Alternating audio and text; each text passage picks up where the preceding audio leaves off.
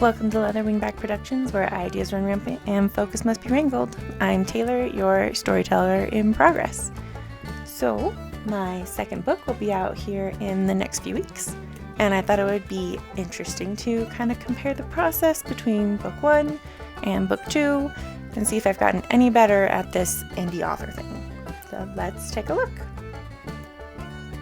To start out, let me introduce the books a little bit. These two books are part of a trilogy, The Chronicles of Princess Celine. Book 1 is A Betrayal of Magic and Secrets, and Book 2 is Ties of Blood and Magic. The world is essentially a medieval fantasy setting with necessary tweaks. Princess Celine is the princess of the Kingdom of Solaris, one of the 7 kingdoms. Ruins dot the land from a long-forgotten past that exists only in rumors. In the relatively recent past, the 7 kingdoms were at war until the late King of Solaris, King Gregory, established the current peace treaties.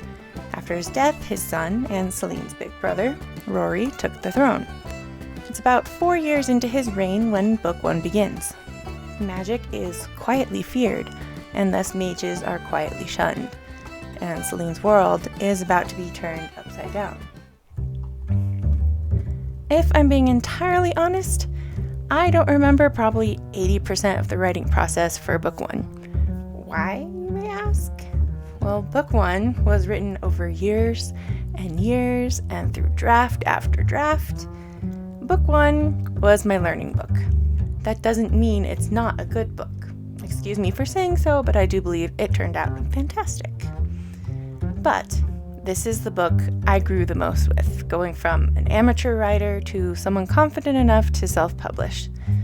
This was the book I trashed entire drafts of, the one I refined through countless hours of online research, and the one that helped me develop my voice as a writer. There are storylines that were erased, characters that were obliterated, and plot points that morphed. Eventually, I wound up with a decent rough draft. So, what pushed me to finally self-publish? I got some encouraging feedback from someone outside my family and friends. On Writer's Digest, which this is not sponsored, by the way, they have something you can sign up for called an agent one-on-one. After you sign up, you're put in contact with an agent and you send them the first 10 pages of your manuscript. They read it, give you feedback, and then you can choose to refine it and send one last copy for another round of feedback or just call it there. The feedback I got was very positive, saying that my pages were in great shape, and then the agent recommended something to take it to the next level, namely subtext. It was awesome to hear such great feedback on something I was beginning to doubt. Point of fact, I actually have that first round of feedback hanging on my wall for days when I start to doubt myself. Then I launched into truly refining my book and preparing it for publishing. I did a rewrite, an edit, learned about beta readers and self-publishing sites and all that madness, which, incidentally, I've put together a little workbook that's available on my website if you'd like to see at least the basics of all that mess. Then I set a date and I stuck to it. The last week before my self-imposed deadline was, let's just say it was rough. There may have been tears. So what did I learn working on Book 1? Well, dogged determination, for one thing. But in terms of writing, as I said, I learned my voice and how to take feedback and how to make characters with different voices. I learned how to figure out plot holes and deepen the world building. And then I had to learn how to market the whole thing, which, of course, is still in process. Needless to say, after the chaos that was Book 1, the process for Book 2 was simple in comparison. When it came time to work on Book 2, I discovered I had already written a rough draft, I think a few months earlier. Don't ask me exactly when. But this made the first rewrite a little bit easier. What I did was go through the rough draft, marking comments or scenes that I needed to change, and got to work. Some characters had to be adjusted, since they changed during the course of making Book 1 the best it could be, but it wasn't too bad. The magic definitely had to be adjusted, especially since there are some things that happen in Book 2 that require the magic to be fairly solid. But really, this book had been stewing in my mind for so long that it didn't take anywhere near as long to complete. After a rewrite and a mild edit, I sent it off to betas. At this moment, I am doing the final polish run with my final editor, aka my mom, and there are far fewer notes this time around, which is encouraging. So what did I learn in book 2? I learned to figure out distances and travel times early on. Also, I remembered to create what some like to call a series Bible, which is a space where all the big and little details live, like what color a character's eyes are. Yeah, I had to skim through book 1 to find some of those details.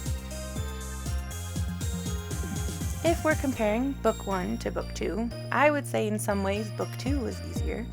I'd figured out how to ask questions to fill plot holes, I had a better idea of how to plan the story, and I knew roughly how to build out the story, especially the middle. However, there are ways in which book 1 was easier. Book 1 was entirely creation. No set rules, the characters could change if I decided, and the story was relatively straightforward. Book 2 was more complex in terms of themes and subplots. There is a lot more to deal with in book 2 for our characters, and they had to do it all while remaining in line with their characters as established in book 1. Both have been great for continuing to develop myself as a writer. So what can other writers learn from this? I would say that it is all a continuous learning process. Don't be discouraged if that first draft or 3 aren't quite what you want them. Keep working things, keep building, never give up. If you want a video on how I fill those plot holes and expand that, let me know in the comments below, and maybe I can make a whole video on it, because it's easy but hard at the same time. With book 2 about to come out, that means that it is time for me to really dive into book 3, but just one problem. I don't have the whole story figured out, which means for book 3, I am basically starting from the basics. I have to write a rough, with scenes I've already figured out, of course, and put it into a logical order.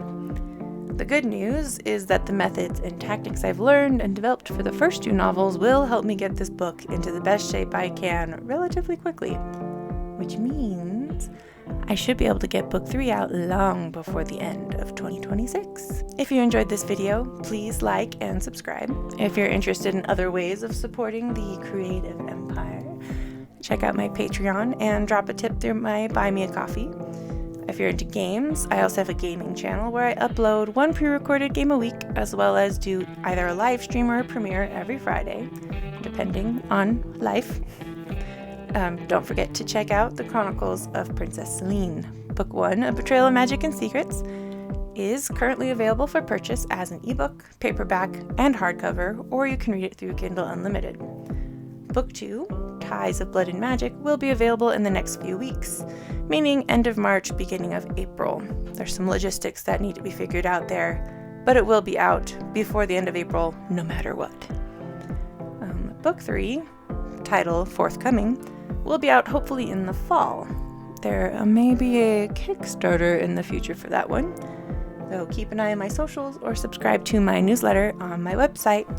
All those links are below in my description for everything. Website, other channel, Patreon, Buy Me a Coffee, all that fun stuff. So thanks for watching, and I'll see you next time. Bye-bye.